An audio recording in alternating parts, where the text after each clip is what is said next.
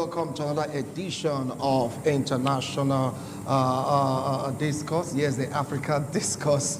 Yeah, for today, yeah, Africa Discourse, International Forum, Africa Discourse, you just name it. But all the same, today we're focusing more on Africa, talking about what is going on in the continent.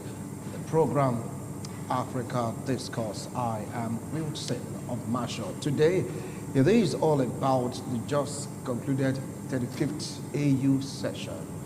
We focus more on nutrition, but somewhere along the line, the trouble with the recent coup that swept across the West African province, even Sudan, became a source of worry for African leaders. Yes, the countries that were fingered, of course, sanctions will be placed on them, but do you think that will really prevent other countries that are really warming up to overthrow their government due to some reasons best known to them? They think it'll deter them from carrying out what they have in mind to do in terms of, overthrowing the government of the day.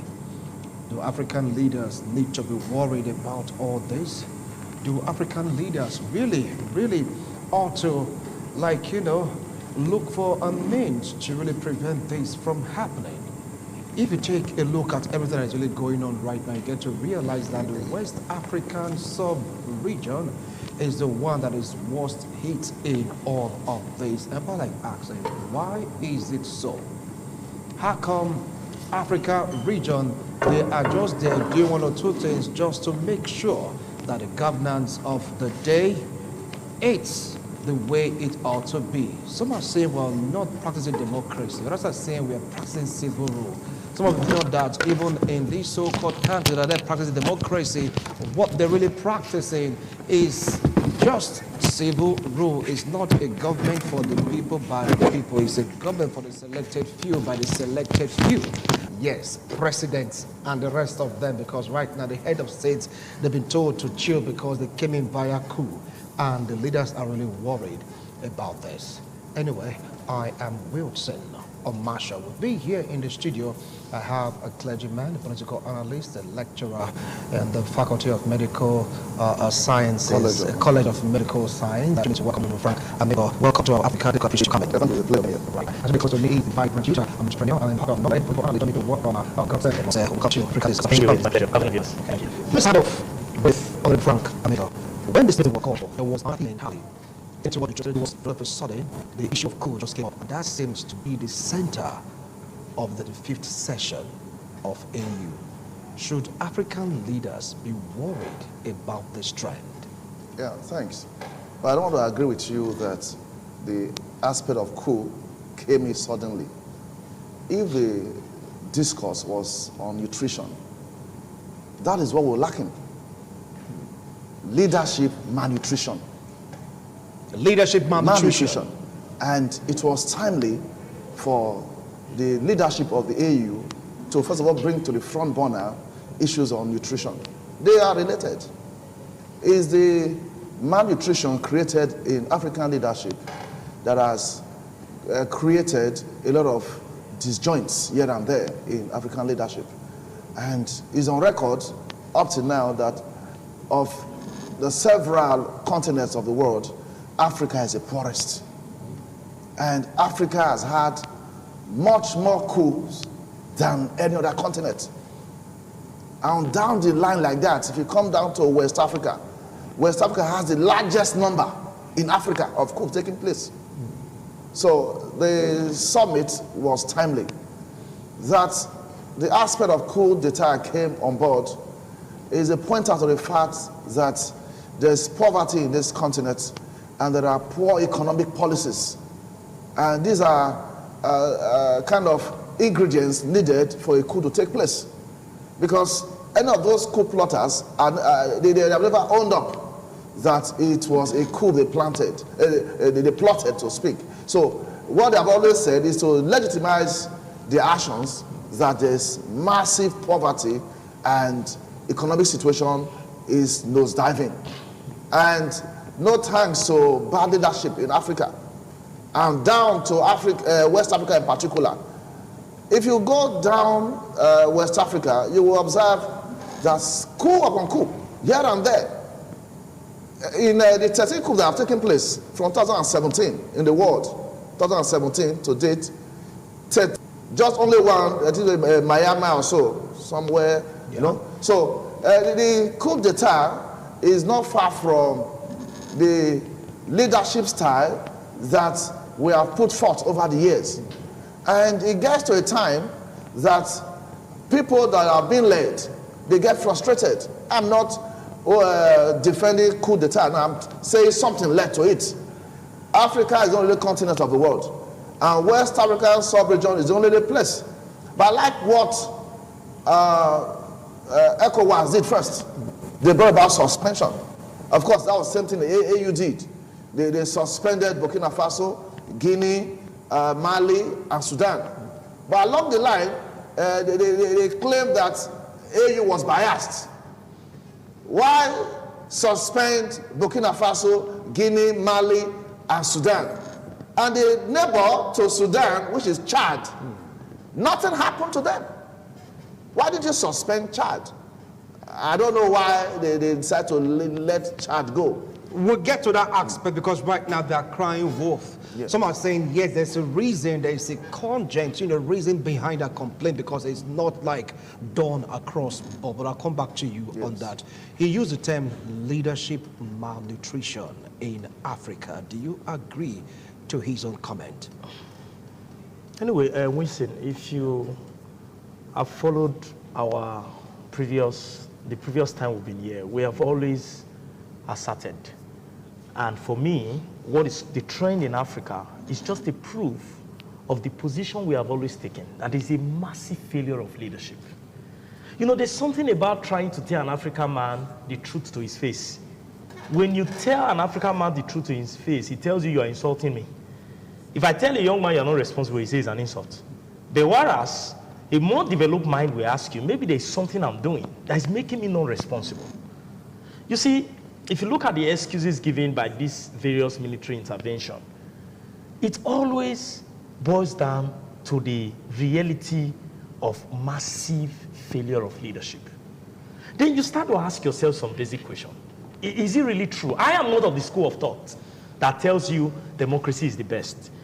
Because I stand to give you a lot of reasons why we have advocated for democracy all these years. We are still where we are. In fact, let me tell you in some quarters. Now, I know this is a media station, and you may not want to subscribe to that. There are some African nations whose citizens are actually wishing in silence at which there could be a military coup.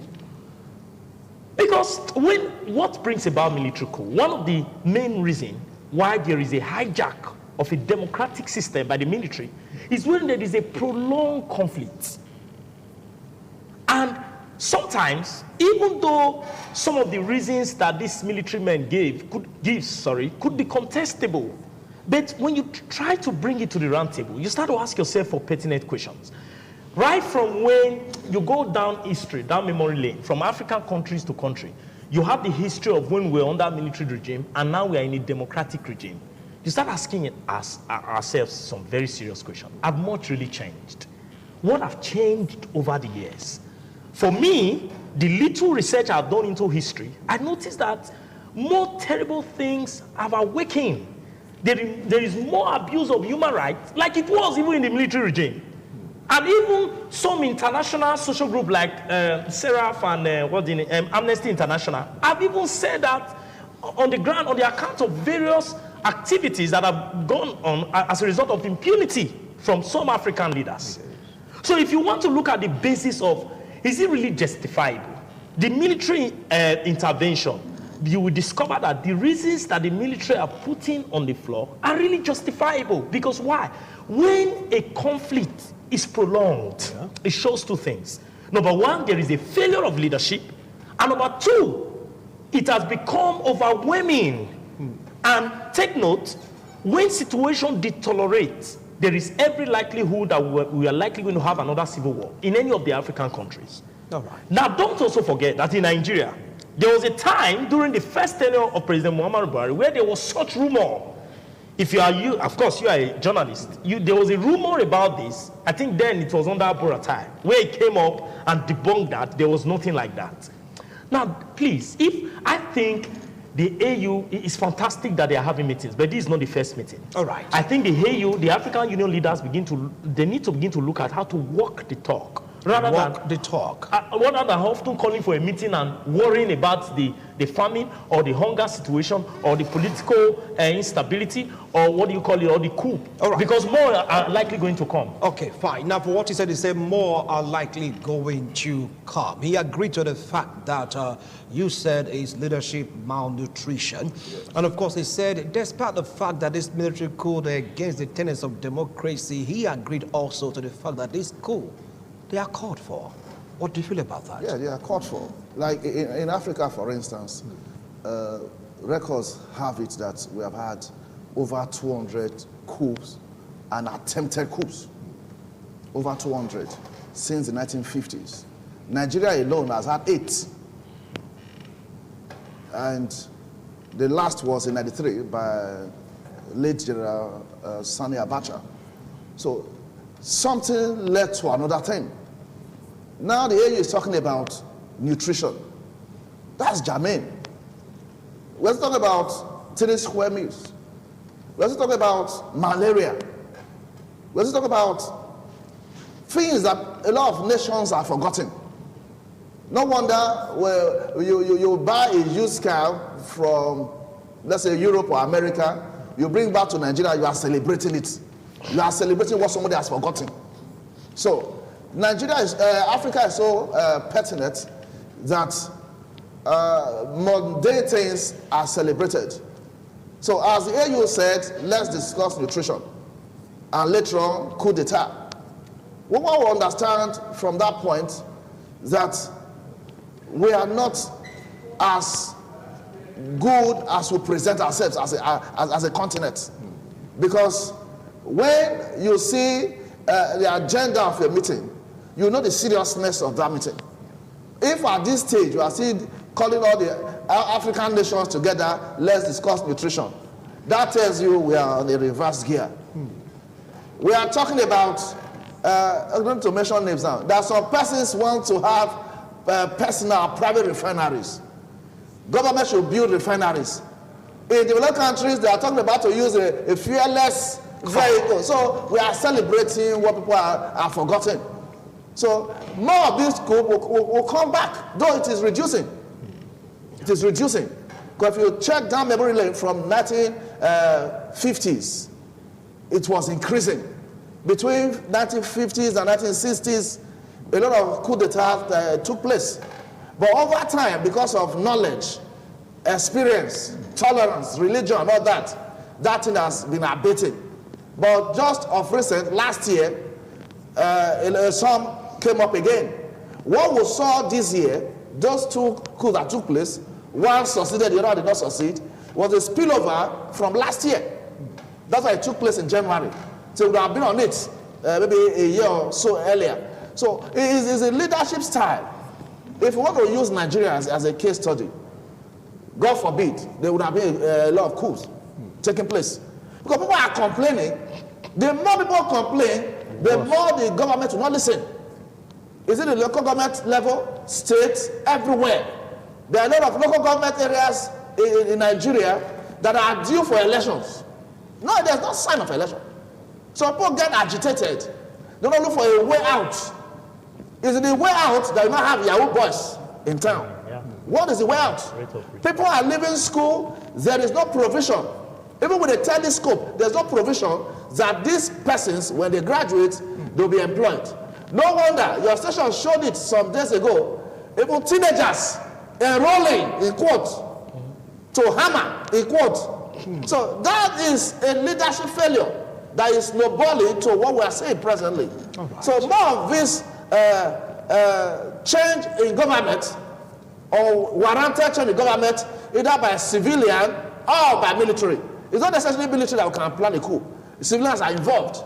So when things like this begin to happen, it should be a wake-up call for us here in Nigeria. Right. There are better things to be put in place to avert possible occurrence of all of this. All right, now, Augustine, you heard him. He said the occasion, so to speak, like what is happening in various countries in Africa, like supporting your comment, said, yes, it's called for. But some of the opinion that this coup in our continent is backed up by selfish reasons. For instance, in Burkina Faso, he said we'll hand over power when the condition is right. When the condition is right. The other place where in Mali, you get to hear, well, we have to wait for everything to be normal. Give us extra year for us to conduct an election, for we to have a democratically elected president in the country. These coup leaders, or well, I say the generals, so to speak, or commanders, so to speak, are telling Africans what they've heard other coup leaders place on the table just for them to grab power. Do you think this is like a selfish trend? Winston, while I am not a fan of the current coup d'etat that is going on across some of these African countries, I also want to quickly point out that some of the instability that this current orchestrator of this coup are bringing to the fore are not really lies. They are things that are obvious to the eyes. See, that's the reason why I started by saying that AU just celebrated the 20th year in existence. You now start asking yourself, what are the issues that have been addressed? Where is the Millennium Development Goal that was first of all put at, is it Vision 2021? 2020. 2020. Thank you. Later on, it was now moved to 2030 or something about. Where are we in that cadre? If you were to score Africans, what have we achieved? What have we achieved in terms of food security? Today, I'm sure you are aware that in northern part of this country, they have been receiving aid from United Nations or just to help to be able to have their square meal going on. I'm sure you are aware that there is more poverty in the African continent than there is in other continents of the world. I'm also sure you are aware that in terms of healthcare, the situation we have now across board is that we have a situation where a lot of our medical personnel, there's a massive exodus. Thank God I still have doctor in this country, so I can run to give me injection. I pray he has not changed his mind yet. Now that is what we have. They come to security. Because it's easy for us to say, these guys have an excuse. We gave them the excuse. See, friends, until we begin to address the main issue, for me, it's not enough for the AU leaders to come and they want to be crying foul about military coup d'etat that is currently going on the trend, or malnutrition, or what have you. The question is, what have they done over the years? We have seen a set of cabals of leaders across board in the African countries that believe that they own Africa. I mean, I'm talking about the different countries that they represent. Yeah. We have seen a set of people that believe that because they fought for independence or they were instrumental to the independence of this country, it means it's their birthright. We have seen leadership that have divided us among ethnic and religious lines. We have never been more divided in history than we have presently. So for me, I would have expected a leadership-based meeting that we address the issues. I want to borrow from the words of the Secretary General of the UN that also spoke in that meeting via Zoom. We need to know that conflicts don't just erupt. There are real things that trigger out conflict. The major burning issue in Africa now is the escalation of conflict. Escalation of conflicts. Now, so, you just hold on. Okay. You give more light to that, comment of yours about the escalation of conflict that is giving rise to this coup d'etat in Africa. But we want to go for a break. When we return, we'll continue with this discussion on Africa Discourse. Don't go away. Thank you so much for staying tuned. If you just joined us, this is Africa Discourse, and today is all about the 5th AU session. And of course, the issue of coup d'etat in Africa continent just came up. The leaders are really, really worried despite the suspension, despite the sanctions. Some are saying it won't change anything. Others are saying this may just change the narrative. I have Honorable Frank Amego and, of course, God sent Irmose. Honorable, do you think that this would change the narrative? Because right now, people are saying that some countries, like what he rightly said, are clamoring, are wishing for coup to take place. Yes, first, that's the fear now that these episodes could be contagious. And in September 2021, the UN Secretary General said that what we are experiencing now is like the reemergence of coups. Yeah. And he blamed it on disunity among the various countries of Africa, that the more we get united, the better. And for Guinea-Bissau, for instance, the way it's located on the map of Africa, the challenge I feel they have is they have links with some parts of Latin America and some parts of Europe where we have a lot of drug dealers. So these ones can come back to Guinea-Bissau to entrench some principles that would negate good leadership in Guinea-Bissau. So sorry for that. And if you check it, from 1960 to the year 2000, it was an average of 4 coups per year. Average of 4. That's why I said earlier on that it's dropping. But now it's about 2 per year. So the fear of the UN Secretary General is, the 2 will not turn to 3, then to 4, to 5, to 6. Because of the way, let it be that coup from country to country becomes communicable. That if it happens in country A, the neighboring country adopts it, on and on like that. So the earlier will sit tight and look at these things headlong, the better for the African continent. If it's in a continent whereby things were in a normal state, the poverty level is not as deep as this, then we can say hope rising. But let's say you're engaged in a fight between Wilson and God sent, and incidentally God sent slammed Wilson on the floor, sat on your chest, and Wilson is saying come on, you're already down. So Africa is down already, and we are still going to have a lot of military or civilian coups taking place. So there will be no end to poverty as a result. As you earlier mentioned, various coups that have taken place, they will say we will hand over within a short time. That short time will never come, because they will test power and they will never like to relinquish power thereafter. What some do in Africa is to perpetuate themselves from military to convert to civilian rule. It was about happening in Nigeria. As I said, we have had 8 of them in Nigeria. But the worst of all in Africa is in Sudan. 17 coups. To date, 17. 17. Yeah. Nigeria is just 8. Ghana is about 6 or 7. So what we are faced with is like a time bomb. This is not time to become religious or to be calculative.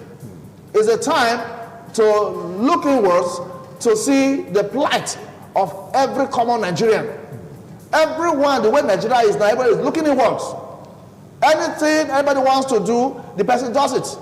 There was a day, I will mention the various products, soft drinks. You will see it ordinarily. I started measuring it. They'll say it's some number of CL. You measure it, it's not to that. There was a day I got kind of sweet. I won't mention the name. The size now, you need a microscope to see the size. It's hardly reduced. So, Nigerian government, for instance, is teaching us to cut corners. All right. To meet up with a lot of expectations. All right. All right. You just sort of now, he talked about poverty, that this cannot be unconnected to poverty. Is it true? Winston, you can't be asking me such questions. Because someone like saying that it's not a matter of poverty, it's just rhetorical. Like what? It's rhetorical. See, you know, I fear for the future of Africa. Should we continue like this? I fear for an attitude that cannot speak truth to power or confront the real issues as they are. I have read through the minutes or the fallouts of the AU meeting. For me, they are just addressing the surface. It's not about emphasizing malnutrition or emphasizing the fact that there is scarcity. What is the plan? You know, that's the reason why, initially, when I was trying to give my point, I made reference to the UN Secretary General, who made a very eye-opening statement and said there are many triggers of conflicts. It's not just about the fact that there is conflict, there are many things that triggers conflict. And he charged the African leaders to begin to see how to arrest those things. Then he now went into the fact that unemployment, economic hardship and poverty, what have you.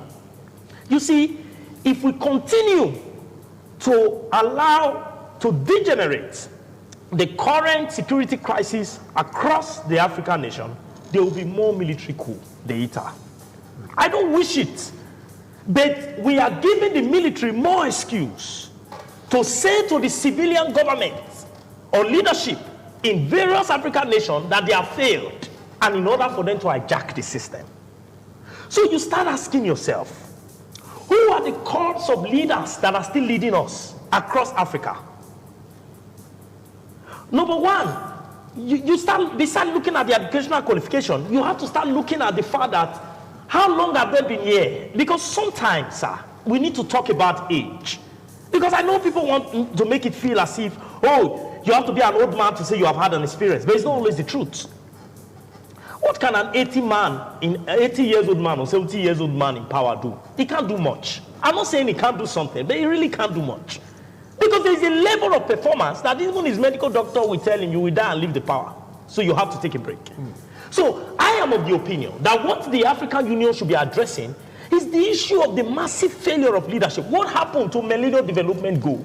How did we fail? Why did we fail? For me, these are some of the review, the investigation, the research that should be going on. It's not about fanning the surface and just making it a journalist affair to say we have recognized that coup d'etat is taking place, we are suspended. You have suspended. Who suffered the most?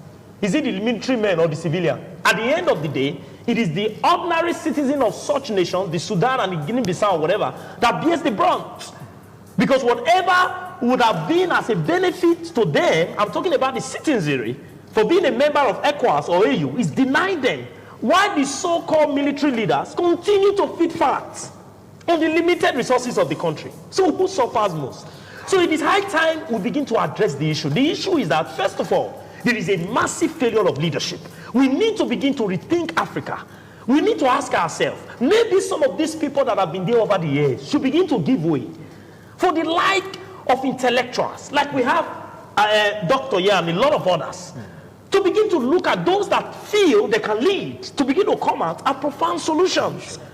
Maybe some of these leaders that have been there over the years that feel like they own the nation should give us some space. Maybe we have to look at the issue of impunity. When you have warlords, what we have are not leaders, are rulers.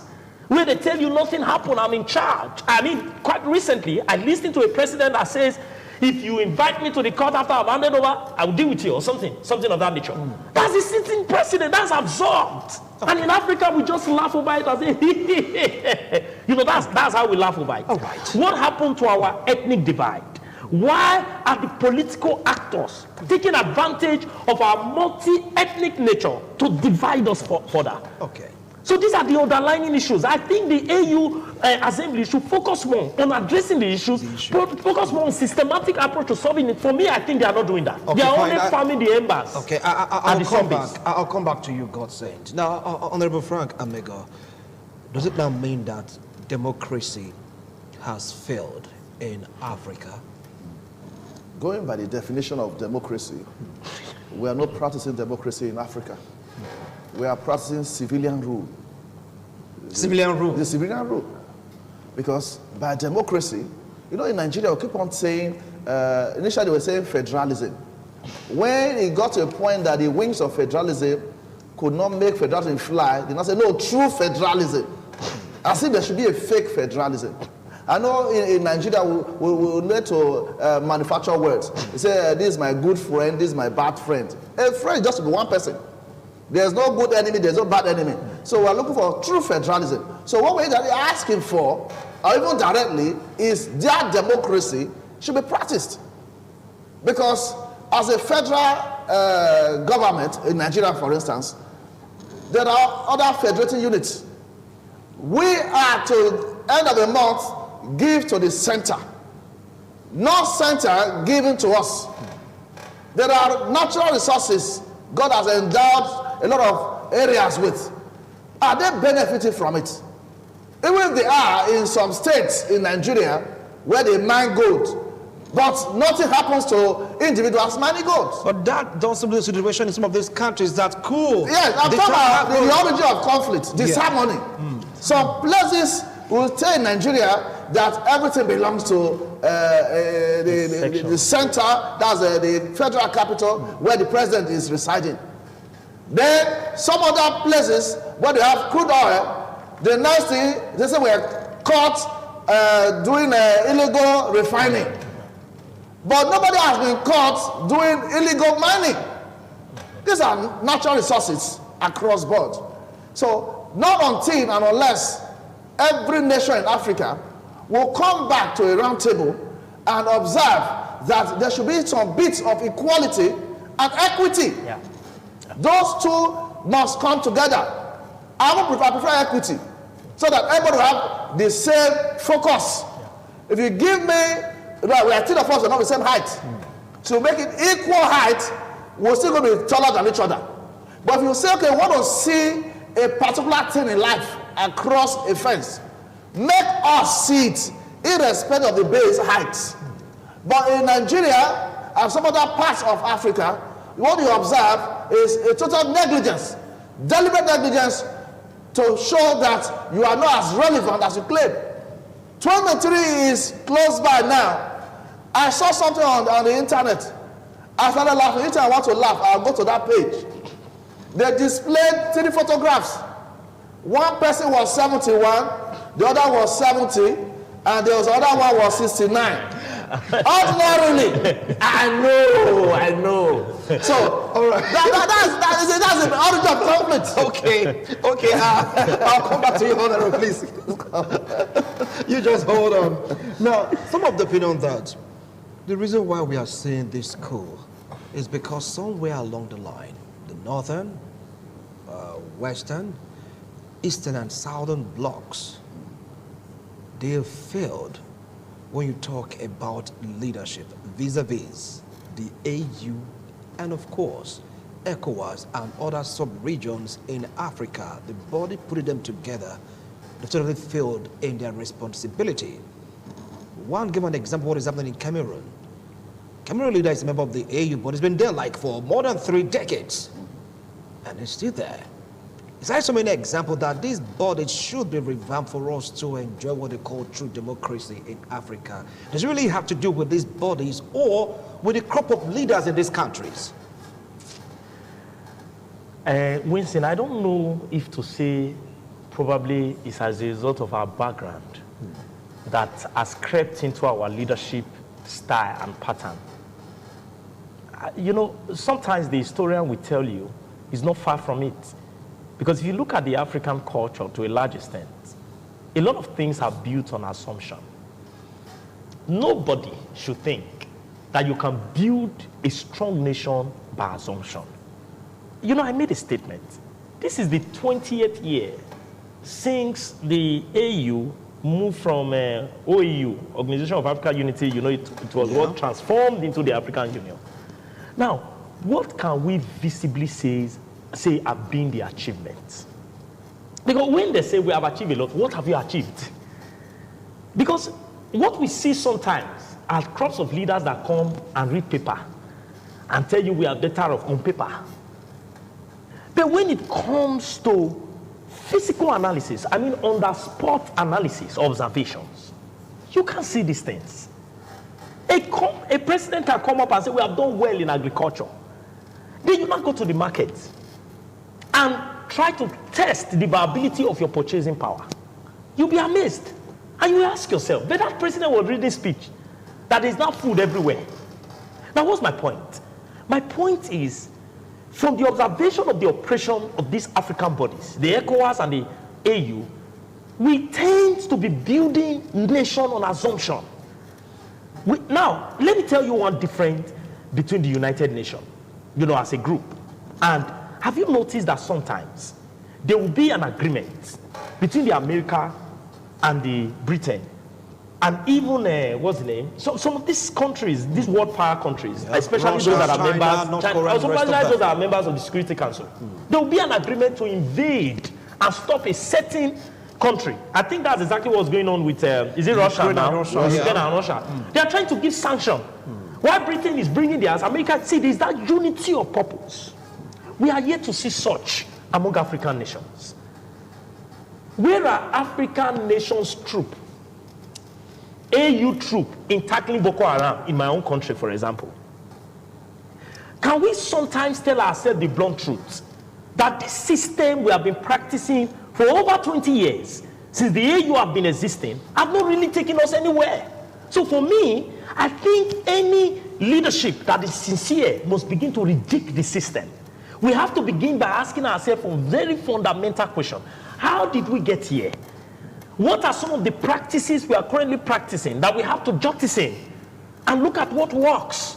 Because there's a popular quote that says, if you continue to engage the same method over and over again and expect to get a different result, it's a psychiatric test. Guess what will happen? You need a psychiatric test. Now, this is not the first time there is worry about, coup d'etat in Africa. This is not the first time the AU has cited their worriness when it first of all happened with, is it Sudan or something? They came and they were like, this is getting, it has not been abated. It's still escalating. And I've told you, should things continue like this? See, in most African countries today, you can't sleep peacefully. Nobody is safe anywhere. Right. Is it our purchasing power? Is it the ability to compete with our international world? We are still sort of prisoners. A lot of African countries are so indebted that currently we are at the verge of even being sold away as collateral to some world powers. Now, when the military sees this, they have an excuse to front and say this is the reason why we take over power. And you can't deny it. Okay. All right. Now, and I said you can't deny it because when the military comes up, they'll give you cogent reason why they are coming to take over power. Now, these bodies, they've been there. You get to see, Burkina Faso citizens coming out, the Burkina Faso is coming out to protest, saying, look, you prisoners sanction, we don't want it, we love the military. They were jubilating. Even when coup happened also in some of the other countries, citizens came out to start jubilating, say, yes, this is what we have been praying for. Now, with the recent action of the AU, come with the action also of ECOWAS, do you see these people retracing their step? Or is going to be like the Arab Spring to just sweep across Africa as a continent? Yes, Africa has a peculiarity, peculiarity of poverty. We belong to a climb that if I'm owing you 10,000 naira, then, and I give you 20 naira out of the 10,000 naira, and you said you were not going to take it, they now drag God sent into it. Say, God said, talk to Wilson. Without preempting anything. Say, Wilson, hold that one first now. Wait, hold that one first. So, now, the point I'm making, yes, except Sudan, the people of Sudan, they are not happy that military took over power. All other countries in West Africa, they are jubilating, celebrating. It's a level of poverty. It's just that someone just came and bamboozled you, and you believed. Without ability to think. It's another challenge in poverty. You can't even think. You just believe that it's okay like that. That's how God wanted it. Until you go realize and go to a safer and a saner place and discover that things that were given to you as luxury, the kind of a thing should be taken for granted. So we are like this in Africa because we have been so dehumanized to the point that things that will be of your own right, those things that are given to you, you'll be on your knees to receive them. That's what it is. There's nothing you can take for granted in Nigeria, for instance, and in Africa. And worst thing in Africa is West Africa. All the coups taking place, you have about 70% of African coup taking place in West Africa. West Africa sub-region. Yes, sub-region. So that tells us that we are diving into a terrain that we don't understand yet. Don't know the depth of that river. You don't freely dive into it. So that's the challenge. ECOWAS has so much to offer, but I'm sure they are limited. Limited by what? Limited because, as the US Secretary General said in September 2021, that we are not united. If we were united, what God said is saying now that like EU and other nation groups will do is to come together and sanction the people. Yeah. But now you're going to place a sanction on country A, and country B say, don't worry. We romance with them. Whatever thing they are blocking, we'll give back to you. Simple. So that united front is not there. So it also boils down to poverty. Because if you're in your right state of mind, all of us can feed equally. And we're asked to say a thing by way of debate. I will talk freely from my mind. You will talk, everybody freely. But now, if you are going to speak, Wincy and Frank, supporting ourselves against God sent, and God says he's going to drive us in his car to our junction, you have to be careful. Yes, I'm speaking against him. Yeah, to speak against him, you all be careful. So that's what has landed Africa into more of this debt, poverty, sickness, all manners of things. To the extent that other continents will come and impose things on us. As if we don't say blood we're having, as if we don't say breath that we'll take. They just come from somewhere and impose things on us. We have all the natural human resources that God has endowed or blessed us with. But now, out of poverty-mindedness, we are able to reason out that we are actually blessed even much more than those controlling us. They just believe, if you take your mind back, those in history has it, that they will come to Africa and give you a piece of mirror to see yourself. And there's no value that will add to you. By that, you give them 10 of your boys as slaves. They give you wrapper, you dash them 100 of your people as slaves. So, not knowing that all of these things put together will be to harm us more than to make us good. So Africans, we need to wake up. We need to wake up mentally first, go more into education. There was a broadcast ITV used to play on air. One Ghanaian personality like that used to come up on air to encourage people that we lack adequate education. Because the education is not there, someone can just come up with anything and tell you that what you are wearing is green. He said, no, sir, it's not green. He said, it's green because you don't see the green nature because we're in the house. But the moment you come out under an AC, or you have not seen an AC before, you come under an AC, you see the true color I'm talking about. So, yeah, now I believe you, sir. It's all right. Now I believe you, sir. All right. So we're easily bamboozled. Okay. Our sense of reasoning has been trampled down by the bad leadership we have had. Okay. Thank you so much. And that is your last line on this discussion because of time factor. No shaking. God sends the way forward, please. Listen, the people, they say, owns the power. Yeah. How do you react to a narrative where the majority of the people start jubilating that military have come?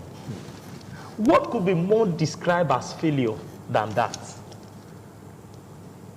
You see, I don't know, but when I look at my continent, Africa, my heart bleeds. Because every day, we continue to enslave ourselves and empower people that should be in prison and walking freely on the streets. A man becomes a president in any African country, suddenly he becomes the richest man. Okay, the people you lead are suddenly jubilating. I want to tell you, Winston, you need to go and do public opinion. Maybe you are a journalist. Maybe your station one day, if you'll be allowed, have to go deep into this is Nigeria and find out how Nigerians are thinking.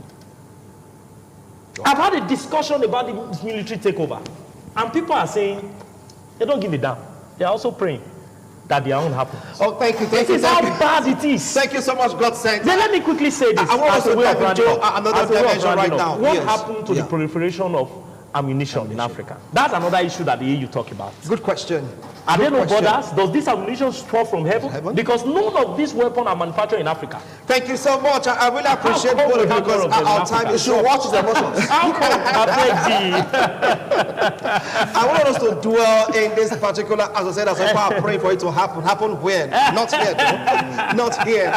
Gentlemen, thank you so much for coming on today's show. I appreciate a wonderful analysis. Thank you. Well, you've heard them. If they can speak like this, what do you think is the pulse of other Africans out there? Don't forget that majority of the countries where this thing happened, happened, they're like, yes, this is what we want.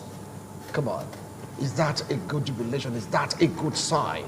And what do you think AU and ECOWAS and other blocs in Africa should do about this? Only time will tell. See you tomorrow, God willing, on International Forum. Bye for now.